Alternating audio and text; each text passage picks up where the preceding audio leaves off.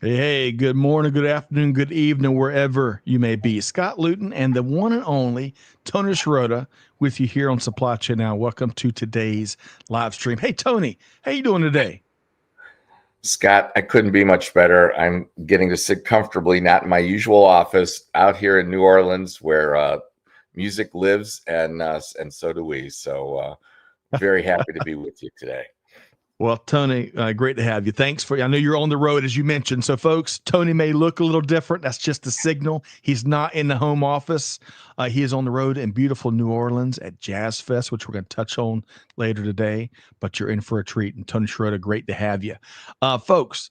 Today, it's The Buzz, where every Monday at 12 noon Eastern Time, we discuss a variety of news and developments across global supply chain and business. And Tony, we got a lot of great topics here today.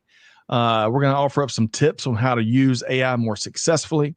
We're going to be talking Yes. about making returns a priority in 2025 and how business leaders can bake more circularity into their organizations. All that plus more about 12:15 p.m. Eastern Time. We've got an outstanding guest, Lars Dzedek with DHL Supply Chains joining us. Tony, did you eat your Wheaties this morning? Because we got a lot of work to do.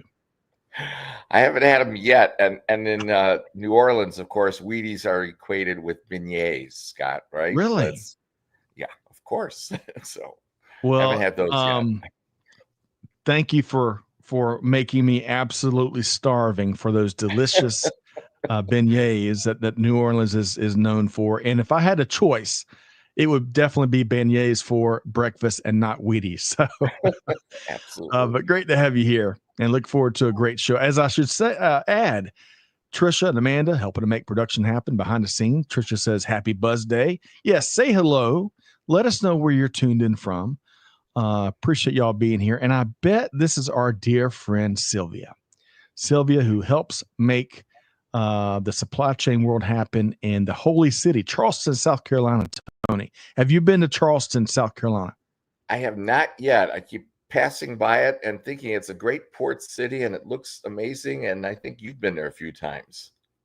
Tony, I am, I already think you walk on water until you said you'd never been to Charleston. That breaks my heart. We got to make that happen. Okay, we'll make that happen. Road trip sounds great. Like Okay. the Blues Uh, Brothers would say, right? Road I trip. love it. All right, we're going to use a big music theme throughout the Absolutely. hour, and I bet this is Amanda. Amanda says, "I love beignets from Cafe du Monde," and she also loves New Orleans. I do too. Tony, you've been a thousand times in New Orleans, huh? The food is almost as good as everything else, huh? It absolutely is. And it's challenging because there's again the authentic New Orleans food, but they have a lot of amazing ethnic foods here now too. But you got to start with the sampler plate at Felix's for red beans and rice and jambalaya and crawfish etouffee. So the sampler plate takes care of the first fix. Then you go Man, from there. okay, food and music and supply chain and reverse That's all here today on the Buzz. Folks, little programming note. Murphy's Law is alive and well and bites our ankles as we travel. The one and only Billy Ray Taylor was going to be joining us today, but he is stuck in an airplane right now as he heads to get a big time recognition and award from industry. More on that to come. But Billy Ray, if you're out there watching or listening, safe travels to you. We look forward to seeing you soon. All right. So, Tony, two quick things before we hit two items before Lars joins us here about 12:15 p.m. Eastern Time.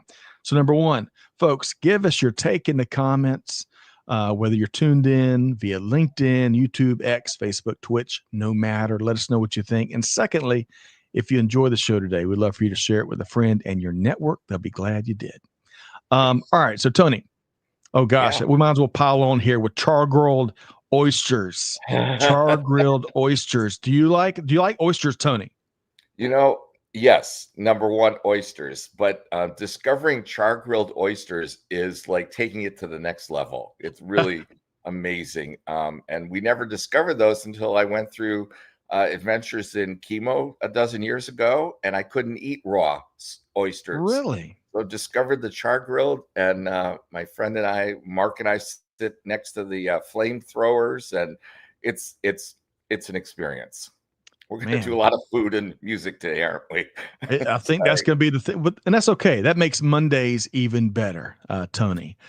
So let's do this. Let's knock out a couple things before our esteemed guest joins us. Looking forward to learning from you and Lars here today. And I want to start with sharing our latest and greatest newsletter, the latest edition of With That Said, our almost weekly newsletter. We like to bake in a little flexibility, Tony, was published over the weekend. Now, we covered a lot of ground from evolving shipping trends here in the U.S. Hey, lots of growing volume going to some upstarts not named UPS or FedEx. Three Yep. major cost drivers when it comes to logistics and what the heck to do about it. We've got upcoming live shows all in there, some of our favorite episodes over on YouTube. But Tony, we dialed it in on the most recent edition of our monthly webinar series that we like to call The Bridge, right? Yes. We've got a couple of them already under our belt. And the last one, a couple weeks ago, I was joined by Elaine Benfield, my dear friend, very talented. And we interviewed technology expert and AI guru, Vin Vashishta. Folks, if you're not following Vin Vashishta across the socials, you're missing out. Vin delivered a truckload of practical tips for how supply chain leaders can better optimize the results they get and their success with artificial intelligence. So Tony, get this. This is we had about, I don't know, I think I earned a certification after an hour with Vin and Elaine. But here's two key points he made. And I want to share it here. And folks, you can learn more about checking out With That Said. I think we're putting the link right there in the comments. So check that out. But two quick points. Number one, Vin encourage organizations to use smaller, highly targeted language models because those biggest ones, really large, the LLMs, large language models, aren't always the best.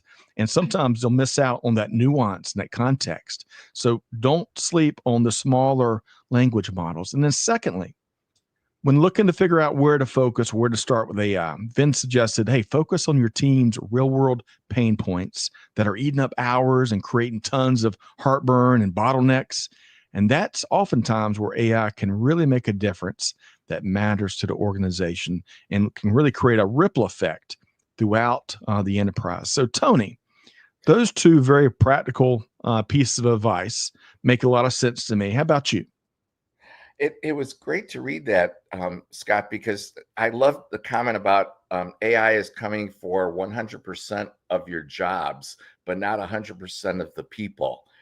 And I related to that in two great ways. Number one, using speech is working better now on my cell phone to give messages. Now, sometimes it gets a little creative and it does stupid things, but in general, it works pretty well.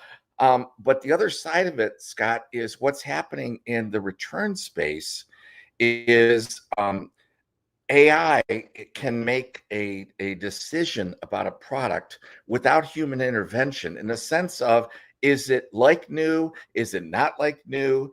And I will tell you that I'm so proud of being connected to Michelle James. She was a keynote speaker for us this year, Vice President of Partnerships at the CTIA, the Cellular Technology Industry Association. And they created standards for mobile phones to be graded. And that standard now has been programmed into certain software. And there's companies like Future Dial, Apcuda, who've created software that can process phones quickly and grade them quickly, measuring the amount of scratches on them, things like that, doing a cumulative, and that's AI. No one person could do the same grading of every single phone when you're talking about hundreds a day. AI does that, and that's amazing. I'm with you. Great. Yeah, that one's great. Anyway, it frees up the human element in so many different ways to do more valuable, more fulfilling work where they can really use the creative side of the brain. And also, and we talk about this all the time, Tony, but it also creates some terrific windows of opportunity for folks who are willing to raise their hand and learn new things. And that's the beautiful part. I think my favorite part about this golden age of supply chain tech. And Scott, I will tell you, even from, you'd mentioned the mundane tasks that have to happen that every day. And I discovered that our expense program has, if I ask it, It will read a receipt of any kind, and AI makes the decision what department code to plug it in, and it populates the expense report automatically. Scott, I'm like, this is God's gift to me because I hate doing expense reports. Just take a picture and it does the mundane task automatically. It's amazing. All right, Tony, we're gonna have to talk after the show. I gotta put my eyes on that technology. Expense reports. Oh gosh, raise your hand if you love expense reports. No one does, right? No. All right. Well, Tony, a lot of good stuff, folks. I invite y'all check out. With that said, we're approaching 27,000 subscribers to our almost weekly newsletter. So check that out and let us know what you think. And again, Trisha and the gang, drop the link right there in the comments. All right, 2 quick comments. Look at Fred Tolbert, the Doc Holliday of Global Supply Chain, jumping into the food theme. My New Orleans favorite, Fred says, is a dozen raw oysters at Pesh Seafood Grill. Hey, Fred, sounds great. Tony, sign me up for that too, huh? I've not been to that one yet, but you become loyal to a place like Felix's and you just can't think of going anywhere else. So I'm sorry to say. I mean, Acme's right across the street if you need a little variation, but it's all good. It's all good here in New Orleans. Got to say that. Oh, good stuff. And we've got Amanda and Trish. Let me know who this is from the Delaware, Philadelphia area. I think that is Seaham. Seaham, great to see you here today. It's good to catch up with you a month or so ago. And I wonder what the weather's like up in that neck of the woods. Okay, Tony, we got one more quick thing to hit before we're bringing on a great guest here today, Lars Dzedek with DHL Supply Chain. And that is some of the best news folks going to hear all day. It is National Supply Chain Day tomorrow, April 29th, folks. And we'd ask you a couple things here. Number one, of course, we'd love for you to join a live stream we've got set tomorrow at 12 noon Eastern time, where we're going to talk very holistically about global supply chain and celebrate many, many, many different things, especially, Tony, the people. And then the other thing I would ask is whether you tune in with us or if you can't, as long as you recognize, celebrate, shake hands, let's really thank the people that make supply chains everywhere happen, because despite the technology that Tony and I were just kind of marveling at, it's still the people that make everything happen. So Tony, I want, on a personal level, I want to thank a member of your family, because I believe your son James is a professional truck driver. Is that right? My son James began truck driving those 52-foot long, massive semi-trailers in 2020, a month before COVID shut down the country, except he became an essential worker because trucks had to keep moving. So He spent the first year of his life truck driving, delivering food and everything essential. And you're right, Scott, there's millions of trucks moving every day and carrying essentials. That's really the lifeblood of this country and many countries, of course. But thank you for the call out to him. He's long haul, so he lives in his truck. We see him once every 2 or 3 months. Wow. He watches movies and lives on his computer. Doesn't FaceTime enough with us, but yeah, it's an interesting life. There's not enough of them truckers out there. There's not enough. We need to do more call out and make them realize it's a good profession. It is a profession. That's an important note, Scott. It is a profession, and people need to understand that. And it's well-paid profession, but it's a skill to drive those trucks and park them in between 2 other 52-footers without damaging anything. It's a skill I don't have, but he does. I'm proud of him. Thank you. Well, you bet. And it is an incredible profession that requires talented, dedicated individuals. And that's just the truck drivers. I mean, machine operators, warehouse pickers and packers, returns management professionals, of course, our technologists. It requires an army of people around the world that give all of us consumers the modern conveniences that we all appreciate. So, folks, again, National Supply Chain Day tomorrow, April 29th. Every year, April 29th. Join us And if you can't join us, have a parade or shake someone's hand out in your neck of the woods. And it's easy. We got the link right here. Thank you, Trisha and Amanda, right here to join us or learn more about National Supply Chain Day. All right. So, Tony, first off, tell James we said safe travels, Godspeed to him. And we're going to have to break bread with James at some point soon. But we've got a great, great guest joining us here today. Tony, are you ready? I'm ready. You're ready. You're always ready. I want to welcome in Lars Dzedek, Global Head of Returns and Circularity at DHL Supply Chain.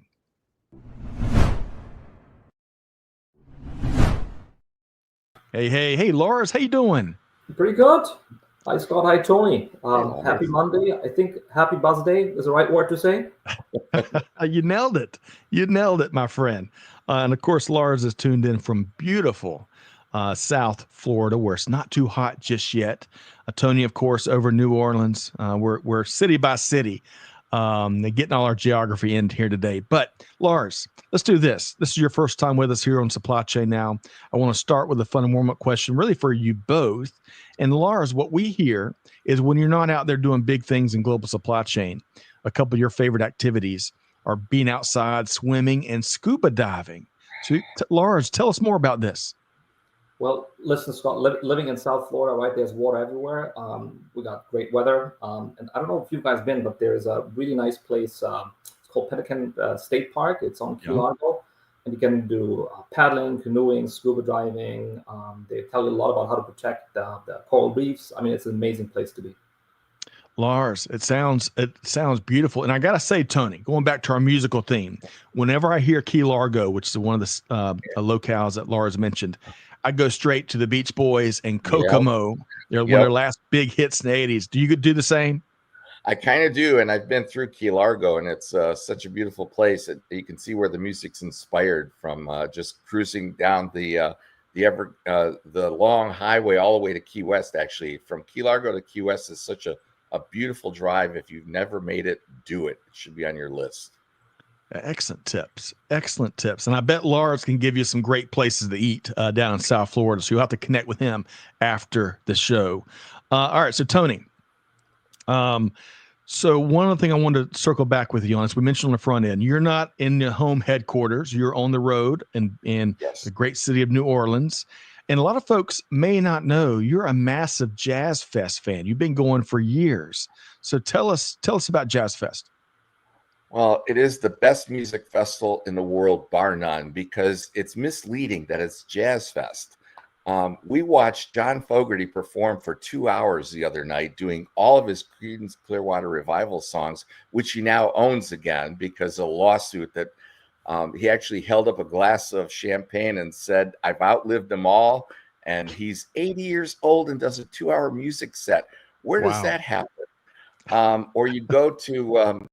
and actually, I'm afraid to say it, Scott. I've been coming so long, I'm forgetting things. We went to a club last night, famous club in New Orleans called Tipitina's, and to see a great band, the North Mississippi All-Stars. We walk in, and I'm like, I've been here before. It's been a long time. That was in 97 or 98, and I've been coming quite a while.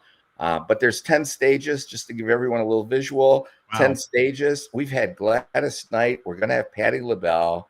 We've had, as I said, John Fogerty and Pearl Jam's coming, and Dave Matthews was last night. And it's such a range of music that's amazing. C.J. Chenier, who's a great Zydeco player. Eric Gale's a great blues guitar. There's a blues tent, a gospel tent, a jazz tent, an old jazz tent.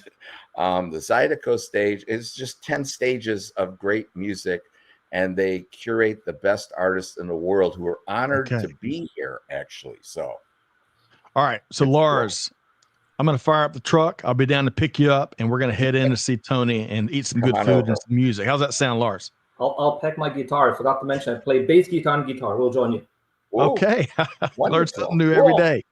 Yes. Well, hey, one last thing about the Jazz Fest, Tony. I was over on the folks that organize all the New Orleans Jazz and Heritage Foundation, and the food at Jazz Fest. Look at that plate of food full of collards and some other things.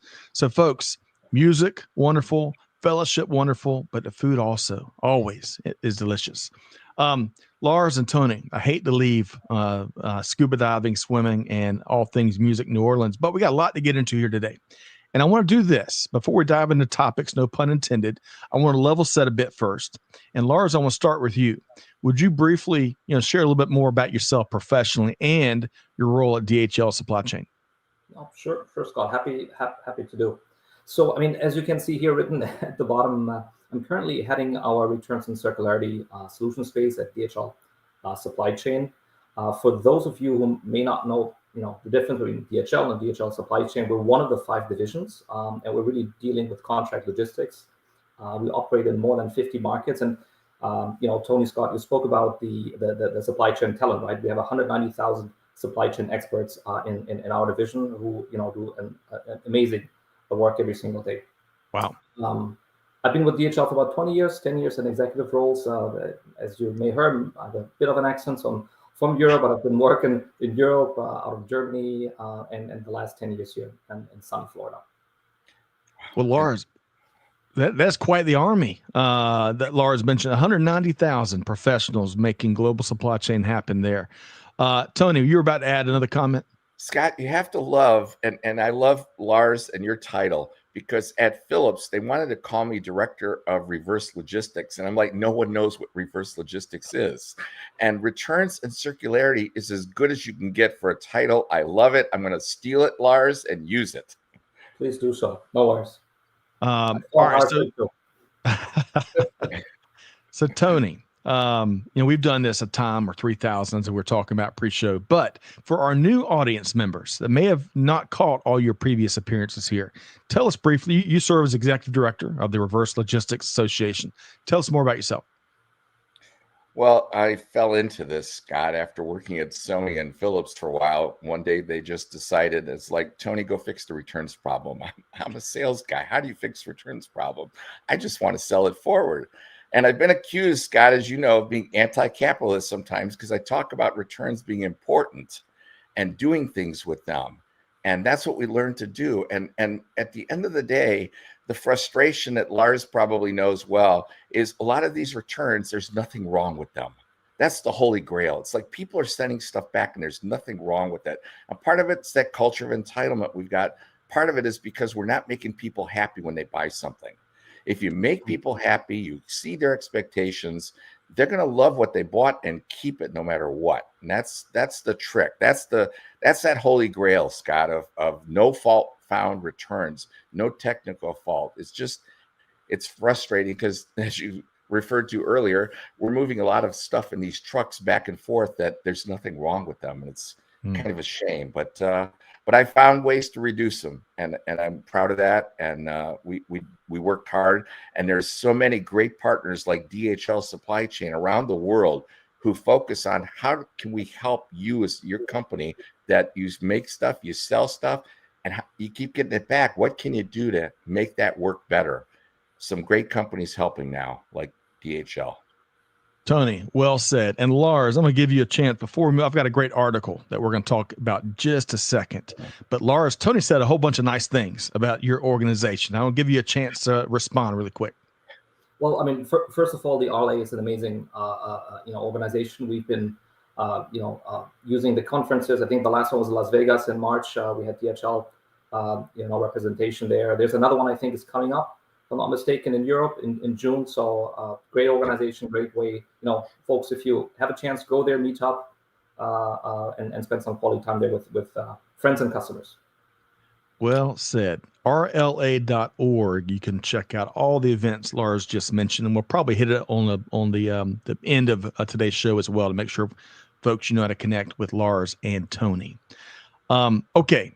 Spending quality time. Well, I'm looking forward to spending some more quality time with both of y'all, Lars and Tony. And I'm going to start with this next topic. We've got a great article here from our friends at Supply and Demand Chain Executive, where Dennis Moon, who's with Rody, the writer of this article, talks about making returns a priority in 2025. And Tony, A lot of us, we've been saying this for years. So this is good news, even if it is late, but that's okay. A few highlights. I'm going to get Tony and Lars to respond to this, but starting with, according to the NRF, National Retail Federation, and Happy Returns, consumers returned, get this, folks, $890 billion in products in 2024, and that's about 17% of total sales. Now, according to data from Tony right here and the RLA, 84% of consumers say that if they have a good returns experience with a particular retailer, then they'll keep coming back. So got to make them happy, like Tony was saying. But, big but, comma, the costs of those returns continue to rise dramatically due to a wide variety of factors. And I'm not just talking about dollar costs, but think about costs in a very holistic sense: shipping costs, fraud, operational challenges and inefficiencies, and a whole bunch more. Now, the article suggests a variety of ways to rethink reverse logistics to optimize for customers and operators, such as protecting the customer experience, but also considering using cross-retailer return partnerships, which will help reduce shipping costs and increase foot traffic. That's a good thing. AI and data science isn't only for forward logistics. I think Tony mentioned this on the front end. Hey, apply innovative technology to reverse logistics and returns management too. Some retailers, as an example, are using AI-powered return forecasting to pre-position inventory in locations where those items are most likely to be resold. Love that.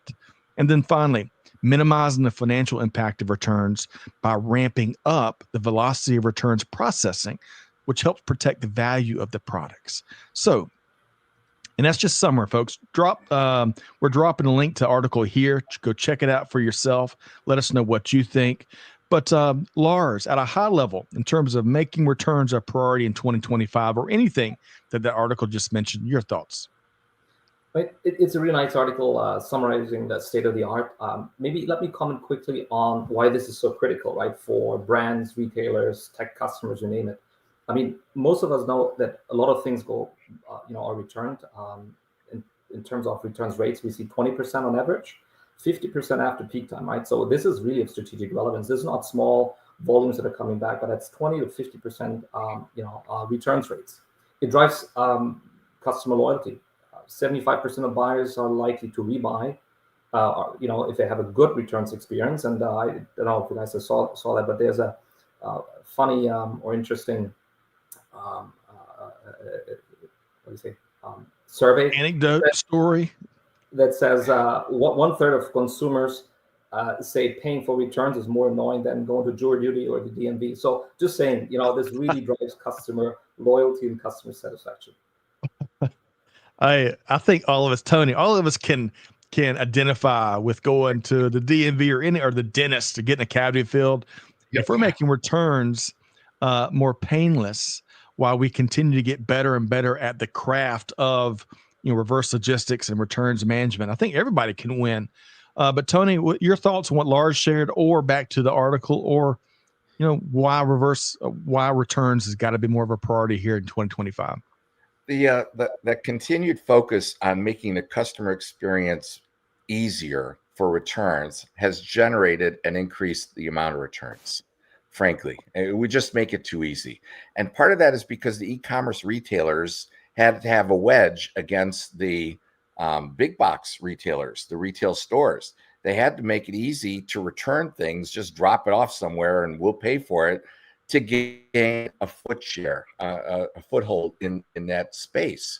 So now we've made it so easy to return that people think, hey, it doesn't matter what I buy, I can return it. And now there's a little bit of a carrot and stick approach going on. I think Lars would agree. The stick is now they're starting to charge nickels and dimes here and there, $1 or $2 and $3. And that's really not solving the problem. I go back to that beginning. Make the customer happy with what they buy and not worry about whether they're going to return it or not. Just make sure they're buying the right thing. Make sure they're buying the right size. Make sure they're buying the right item they need in their home. It's really about trying to enhance that. And again, I'm going to sound anti-capitalist here, but we are sometimes buying way too much in this country, and we're sometimes making way too much, which results in especially the term fast fashion. I mean, people are buying things and wearing it once or twice, buying something new, or returning it, which is sad. So there's a whole world of how can we make customers and consumers happy without creating a return tsunami that we have created, right? Tony, well said. And I think on that last item in terms of consumer trends, my hunch, Lars and Tony, the better we are as an industry in terms of educating and informing consumers out there, especially in light of some other trends that we've seen in recent years, I bet eventually we can create some trends that are going to help us get this tsunami of returns in a headlock. Tony, we'll see. It might be too optimistic, but we shall see. All right, Lars, you were nodding your head before. I want to talk in just a second about some of your organization's goals. But Lars, would you generally agree with what Tony was sharing there? No, I fully agree. What I would probably just highlight is I mean, it's not going to say it's unavoidable, right? But I think it's also important that we really deal with the proper way of the returns that are coming. What we sometimes forget is that it's important to recover the value, right? Rather than channeling the products that are coming back to, let's say, waste or recycling, it's really finding ways to recover the value. And I think, Tony, you said it, right? A lot of the products that come back oftentimes are intact because users don't know how to use it, or they pick the wrong color. Give you an example. And Tony, you mentioned earlier cell phones, right? And how to use AI. We're running operations for a mobile network operator. Every single day, we see between 20 to 50,000 cell phones being returned. So instead of taking those phones, right, and either bulk liquidating them or sending them to recycling, we found a way to really automatically, to a large chunk, identify, grade them, inspect them, refurbish, repair those cell phones to really recover the value, not have it go to recycling, waste management, to bring it back to the market and have a second life, a third life of those products. I think that's super important. And Excellent. Scott, what Lars is talking about there is that amazing secondary market that's growing. Whether it's a Goodwill store or whether it's a TJ Maxx, some of these end-of-life products and return goods are showing up somewhere else. And as long as we start to take away the stigma, especially, who was great at it, Scott and Lars, the auto industry, pre-loved. We need to start calling this stuff pre-loved, pre-certified, anything that makes people feel better about buying previously used products. And we need to change the world on that. And we are. And again, partners like DHL, he just pointed out, they can make that product more readily available for secondary market resale. It's amazing and it's great. We got to keep doing it. No doubt. And you're referring to what some call the re-economy, right? Repair, remanufacturing, resale. Yep. Love it. Yep. It's one of my favorite modern trends. Okay. A couple of quick comments before I shift gears more with Lars. First off, I want to celebrate. I think this is Sylvia going back to food. She says, one of my fondest memories of my mom was the Cajun festival and my mom playing the harmonica with the jazz band. Oh man, Sylvia, I bet we're gonna have to get some pictures and some video of that. And then more on the topic here that we're talking about here today. Siham says, hey, I wonder if there are tools where companies can profile a customer as to whether or not they will return an item. Maybe that's too much, she says, thinking out loud.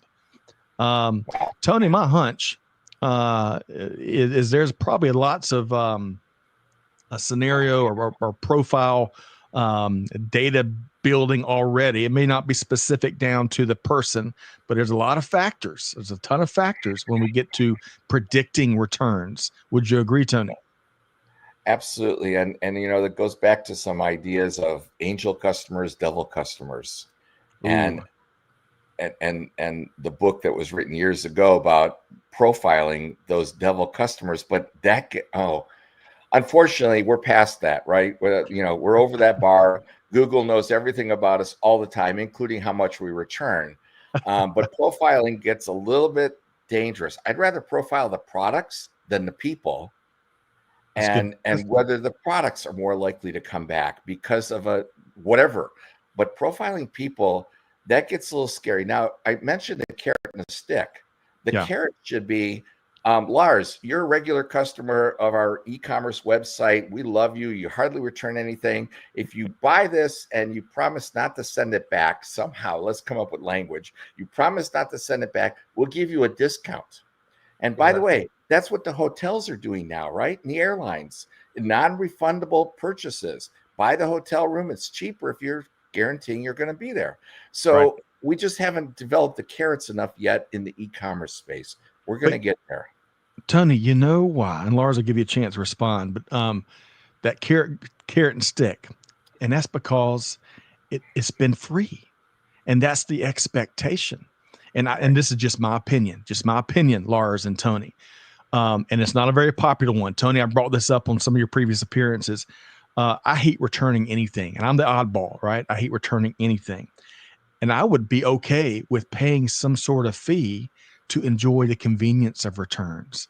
Now, again, we're seeing some different organizations take different approaches, but as long as it's free, I would argue it's going to be tougher to tackle. But Lars, your final word here, and some sticky topics. But Lars, your thoughts before I move on. I mean, I would always leave this up to the brands and retailers to decide what's important for them, because it depends on the product category and so forth. But what I've seen is some moves to charge frequent returners. Some of our customers start charging for returns. That's number one. And the second super interesting approach is that if you display to a return customers, if you click, hey, I want to return that item, did you know that will cost you 2 hours because you have to wrap the package, you have to bring it to the post office or drop-off station. So clarifying to a customer what's the impact for your personal time and what's the impact also from sustainability perspective has actually reduced some of the returns rate. So I think there's different ways to deal with that. Undoubtedly. That's why these conversations are so important, or the conversations our RLA hosts, or professional groups everywhere. So good stuff there, Lars and Tony. I'm going to share 2 quick comments, and then Lars, I want to learn more about some of DHL Group's commitments. I'll start with this, and Amanda and Tricia, let me know who this is, please. They say, my favorite topic today: California is making it law for companies to manage full life cycle of the product. Resale and circular economy is a way to go. How about that? That's outstanding. And then this other, I bet this is Amanda, my hunch, Amanda or Tricia, says, I love the new feature on Amazon that shares a message when I'm looking at an item that it's frequently returned. It always gives me pause and makes me second guess a purchase or look for a better reviewed option, especially when I'm shopping for clothes. Outstanding. And CM loves that promise not to return commitment. We're going to have to find the right messaging there. And by the way, that was Savita Milani on that earlier comment there. Thanks for being here, Savita. Okay, so let's do this. Lars and Tony, we all know that it takes consumers to help us with driving more gains when it comes to better returns management or better circularity or better sustainability. But what we do as professionals and organizations is critically important as well. And to that end, Lars, would you tell us more about the DHL Group's commitments to advancing sustainable and circular logistics, especially as it relates to any specific data points or objectives or outcomes you can share? Sure, Scott. And maybe let me do that in 2 things. One is for the group, and maybe then talk more about returns and circularity. But we as a group have just recently shared our new strategy 2030, and we actually included the key theme of sustainable growth. And we've added what we call a green logistics of choice as a 4th bottom line, really embedding sustainability in our group strategy. And in terms, you were asking about concrete targets and objectives. Our key theme is achieving net zero greenhouse gas emissions by 2050. And that's a big objective, right? We have about 120,000 vehicles on the road. We have a fleet of about 300 airplanes. So we really try that through electrifying 2/3 of our pickup delivery fleet. Today we have about 40,000 electric vehicles already out of the 120,000. Our objective for 2030 is having 30% sustainable aviation fuels, and again, 300 airplanes. And what we're also implementing right now is a carbon neutral design for all new buildings. And that means energy efficient design, renewable energy sources to really bring down our greenhouse gas emissions by 2030 and ultimately be net zero by 2050. Speaking of returns, and Tony, you said, you'd love to have that title very quickly. We're one of the very first logistics companies with a dedicated product area right around returns and circularity. We're really making investments into building out an end-to-end portfolio. You may have heard beginning of the year, we also made the strategic investments in acquiring Inmar. It's the leading returns provider here in North America, and really using a network of 14 return sites here, and really, as I said, making that commitment to avoiding landfill and really driving sustainability for the organization. Tony, that was a pretty holistic answer from our friend Lars here. What was your favorite component out of what they're doing? Their commitment to walk the walk and not just talk the talk. You can hear it in what Lars is saying. And electrifying vehicles is a big step, and a major. And by the way, I have to point out, DHL won one of our awards this year, the Reverse Logistics Operational Excellence Award, because they do walk the walk. They are getting this done. And I have to point out too, I think it's partly because DHL being a major global partner provider, and their focus and their European heritage. Europe is honestly way ahead of the United States in reverse logistics, returns reduction, re-commerce, and circularity, and everything else related to that. They've got laws ahead of us that we're going to start seeing here, and we need to get ready for the extended producer responsibility laws. They focus on carbon footprint. They're really walking the walk. We're so proud of them. We gave them the award this year. And because they submitted some of the details, and we don't need to get into details, just know that DHL has major commitments and they're going in that direction and they're working hard at it. And we're really proud of that. And Lars already spoke to that. So I'm glad to hear it. Outstanding. So Lars, I think that award that DHL won, I think that should come with a full expense trip to New Orleans to Jazzfest for 2026. Lars, we can lobby Tony. Does that work for you? We'll try our best. I'll get out of van and pick you up, Tony. No worries. And bring the guitar. I may ride back with you to Key Largo and try to do some scuba diving, Lars. That sounded pretty awesome too. Hey, one thing you shared there, Lars, getting back to some DHL Group's commitments, that acquisition of Inmar. My hunch, and I don't have any press releasing from you or anything, but my hunch is it helps really push the technology advancement of how to get better reverse, all things reverse and circular and returns management. It's going to help a lot in that regard. Is that am I right? Yeah, I think it's the right technology, the right processes. But one thing I also wanted to just point out today is let's think about also shared infrastructure, right? Because logistics is a game driven by volume, scale, and the right expertise, right? So instead of you trying to build out your own, returns logistics, let's try to plug into existing networks, and that's one of the reasons why we acquired Inmar, right? Because they have that excellent infrastructure, and by that we have 30, 40, 50 customers in each of the warehouses, right? And you can share, let's say, also some of the costs. You can benefit from some of the efficiencies and expertise that's in there. So again, just another food for thought is how to make that space better. Shared infrastructure.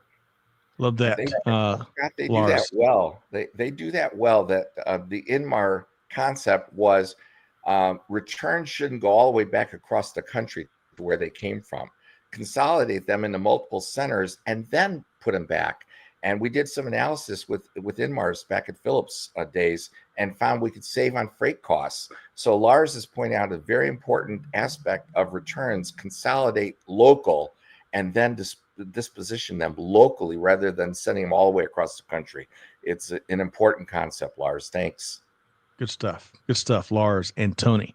All right, so I'm going to ask you in a second, Tony, about anything other when it comes to real leadership that inspires you when it comes to changing the game. But before we ask you that, Thomas asked a good question. We'll have to debate maybe after the show. Thomas says, and great to have you here, Thomas, maybe distributors and retailers could share the pain with vendors to collaborate and fully support stock rotations for products with high return rates that may not be in perfect condition. That could be a $1 billion question that we'll have to revisit here in a second. But Tony, beyond Thomas's question, the question I want to pose to you, and feel free to speak to Thomas as well. But when it comes to real leadership, as you put it, folks that walk the walk, It's just not just lip service leadership. Who else inspires you when it comes to really changing the returns game? Well, as some may know, we were acquired by the National Retail Federation about a year and a half ago, and they represent all retailers in the country and starting to be around the world. And retailers are really the center point of the universe for returns, right? Because they sell the stuff, they have the customer contact, not the brands. I worked for Philips, but we didn't have the direct link. The retailers do. So as they begin to think about their path for circularity going down the road, I see leadership from a number of stores, even the Nordstroms and Patagonias of the world are creating a secondary marketplace. And and Ellen MacArthur Foundation, let's talk about them. They created a program, let's recycle jeans. Bring us your old jeans, we'll give you a credit and buy new jeans. So there's a lot of work going on in that space to create the circularity that we need to emphasize. And again, Lars' title is there right in front of us, and so that we know how important that is. So I'm seeing that leadership from retailers having to start now, and it's going on, and some of it's very creative. So we're really proud of that. Outstanding. So I got a little sidebar there. You're talking about jeans.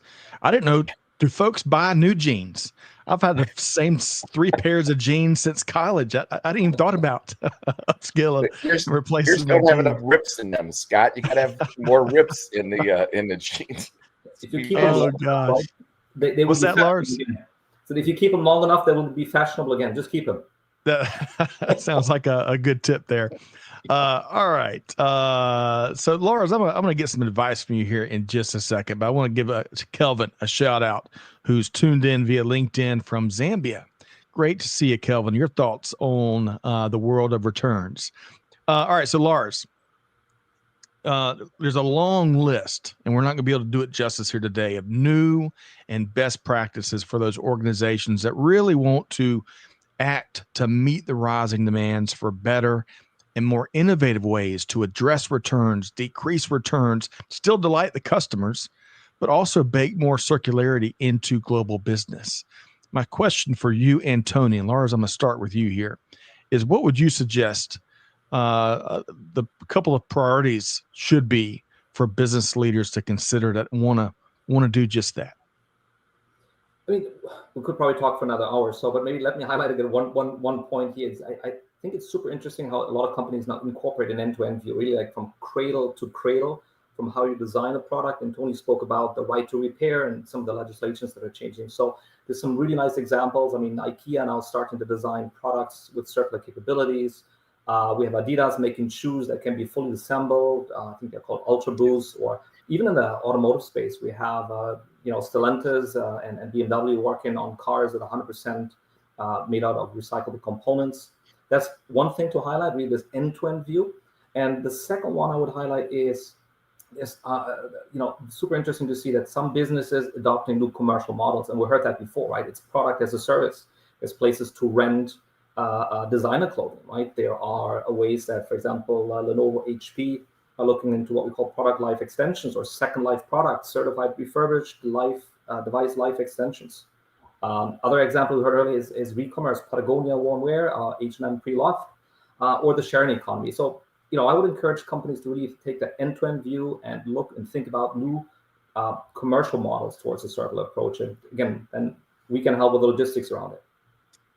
Lars, I love that. And Tony, I'm going to get your response as well. But one of the most important things, I think, in Lars' response, because he mentioned all those companies that are really, from IKEA to Adidas, Stellantis, BMW, many others, that are rethinking their products and, more importantly, rethinking how they source the components, how they engineer, how they make. And that is so vitally important in where we are today. And, what I would encourage, as I'm thinking back of my metal stamping days, where we ran into lots of headaches and dead ends, but then we'd bring more people to those conversations from different functional areas, or bring in customers or suppliers. And that's where we really would come up with some eureka moments, new ideas, by making those conversations really holistic. And I think my hunch is, Tony, is for all those companies Lars mentioned that truly have been successful in rethinking with more circularity and sustainability with how they do stuff. I bet there's a lot of folks around the table from all functional areas that can look at things differently. Would you agree with that, Tony? Oh my God, yes. That's the thing I had to learn at Philips to be a returns management leader. You had to deal with every department because nobody wants to own returns. Nobody wants to own circularity. They're willing to be a part of it, but owning it is a challenge. And Lars spoke very well about the examples of the companies. And the other frustration for all of us, and Lars, you got that great title. I love that title, but it's not like you went I think to Tony's school a fan, Lars. Lars, if we asked what your college degree was in, it had nothing to do with returns or circularity. And that's the other challenge, Scott. We don't have universities teaching people about these ideas. It's really hard for the companies to come up on their own because it's mind changing. It's shifting the entire perspective. But Lars, my degree was Bachelor of General Studies. How about yours? I have too many. Yeah. Anyway, yeah, I studied management. Short. Yeah. Nothing. When I moved in here, I had no idea of logistics. Right. I just fell in love with it over my career. Love that. It's a great point. In fact, Tony, I want to once we bid adieu to Lars here, I want to bring back and talk education with you for just a second because I know it's something you're passionate about. But let's do this. Lars, I know we couldn't, there's so much more to this conversation as there are on all of our shows, but I really appreciate what you've shared here and your perspective here on The Buzz. I want to make sure folks know how to connect with you, Lars. If they want to talk more about anything you've shared here today, how can folks reach you? Well, I would say probably LinkedIn is always a good place to connect to me. Second one, I mean, I mentioned earlier, I mean, we have the RLA EMEA conference coming up in Amsterdam in June. So DHL is going to be there. So if you have a chance, come and meet us. And then, more info on our website, which is dhl.com, will be probably 3 good ways to get in touch with us and myself. Outstanding. Folks, make sure, well, the team's already on it. Lars, they're dropping your LinkedIn profile right there. You can connect and follow Lars. And also, you said DHL.com, Lars, for yes. the corporate site for all those other things. And Tony, before we let Lars go, he mentioned the European version of the RLA conference is coming up soon. Is that right? It is. And that's more of an RLA EMEA conference covering Europe, Middle East, and Africa. And it's a summit. So we're really, it's smaller, it's more intimate, and we're really focused on European voices because I'm not going to castigate America on this. I'm just going to say Europe is a smaller space with the same number of people. So they really focus on what can be done about circularity. And that's the kind of voices we'll have. Outstanding, Tony. So folks, you can, again, learn more about those events and a lot more programming at rla.org. Lars Dzedek, Global Head of Returns and Circularity at DHL Supply Chain. A pleasure to meet you and talk with you and learn from you here today. We hope to have you back soon, Lars. Thanks so much for having me. You bet. Tony, I'll pick you up at the van. I'll be there shortly. All right. Thanks, Lars.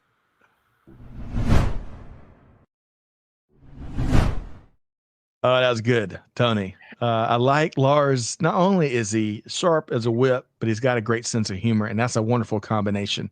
So it's great to have Lars with us here today. All right, so Tony, we got just a couple more minutes. There's a couple of things I wanted to ask you about. I want to pick back up on education, and again, a couple minutes won't do this justice, but I was talking about this just the other day with our dear friend Claudia Freed and Rodney Apple, who's built one of the best recruiting companies for supply chain in the world. And we're all three of us were talking about how supply chain management forward logistics, there's been a couple hundred schools, university with 4-year degrees. And then there's a lot more when it comes to technical certifications and degrees. And what we need to happen, and Claudia in particular was pointing out how there's only maybe a couple, I think she said, of degree awarding university programs for reverse logistics. And Tony, that is a big problem to your point, huh? It's been 15 years or so since American Public University offered a bachelor's degree and a master's degree in reverse logistics. Our good friend Rich Bulger has a master's degree from there. I'm not aware of any other university in the United States offering a degree in reverse logistics, or I'm not even sure circularity's out there, Scott. There are Really? universities in Europe that really focus on it and offer degrees related to this. But in the United States, it's only our good friend Oliver Hedgepath who put this together 15 years ago and created Yeah. an amazing program. And with the he's got so much enthusiasm for this space, and I understand that. So, but I will add, Scott, the National Retail Federation has a foundation, an education foundation, and they have put together the first ever warehouse operations for reverse logistics program as part of their supply chain course. And they worked with some of our members, including Home Depot, Troy Campbell. I'll do a shout out to Troy because they focused and they interviewed him about how should you set up a returns facility. So there is a course, at least it's part of a program, and that's the beginning of more to come from the NRF. Hey, I love that. And you mentioned Rich Bulger, our dear friend, the Dynamo. I tell you what, folks, check out if you love all things returns and all things circularity, you ought to check out his new podcast, All Things Circular. Make sure I got that right. All Things Circular. And I'm over here doing some Googling. All Things Circular. You can find it wherever you get your podcast from. And I would highly encourage it. It's got 2 thumbs up from the whole Supply Chain Now team. And I bet it's got a ringing endorsement from Tony Sciarrotta. Would you agree with that, Tony? I'd agree with that. He's not only a friend, he's one of the leading thought leaders in that industry. He'll be with us in Amsterdam in June. It's June 25th and 6th. He's going to offer a master class. He offered a master class in circularity in Las Vegas, and we oversold it. We couldn't fit everyone in the room. So he's really done a job, and we need it. As you said, education. Claudia's right. We do not have enough of it. It's learning on a job is not really great when it comes to returns. Lars would agree with that one too. No doubt. We can do better on so many different levels. And I think this conversation here today, here on The Buzz with Tony and Lars, really spoke to not only all the new ways that we're trying to do better, but a lot of the, you got to celebrate the small wins that we've made in trying to make more progress when it comes to returns management and gaining more circularity in our global supply chains. And we got to celebrate those wins, because we're going to find a lot of inspiration in the wins and the losses, right? Got to find inspiration in both. But what a great conversation here today. Tony Sciarrotta with the Reverse Logistics Association. Folks can learn more about the EMEA conference. All the programming you mentioned can be found at rla.org. Is that right? Absolutely correct. Yes. Wonderful. And Scott, by the way, thank you for shedding light on the dark side of the supply chain and Supply Chain Now. You've been an advocate for years, and we appreciate it, and we want to keep it going. Your voice helps to make our voice bigger, so thank you. Hey, we try. That's our mission, and we aim to serve and certainly to amplify, inform, educate, and frankly, entertain, Tony. And just like you and Lars here today, what a great conversation we all learned from and enjoyed it as we did it. So, folks, we have dropped a variety of resources right there in the chat, including Tony.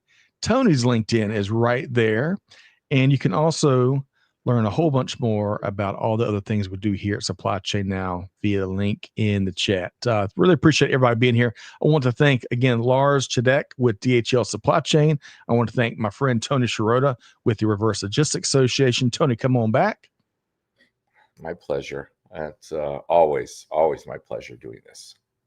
And we're going to have you back soon. Big thanks to Amanda and Tricia behind the scenes. Most importantly, thanks to all of y'all out there. I know we couldn't hit everybody's comment and question, but really appreciate y'all being a part of the buzz here today. But, folks, you got homework. Tony, we're assigning homework. You got to take one thing, folks. One thing you heard here from Lars or from Tony. You got to put it into practice. Share it with your team, right? But whatever you do, it's all about deeds, not words. That's how we're going to change the game for the better. So with all of that said, and on behalf of the entire team here at Supply Chain Now, Scott Luton challenging all of y'all to do good, to give forward, and to be the change that's needed. And we'll see you next time right back here on Supply Chain Now. Thanks, everybody. Thank you all.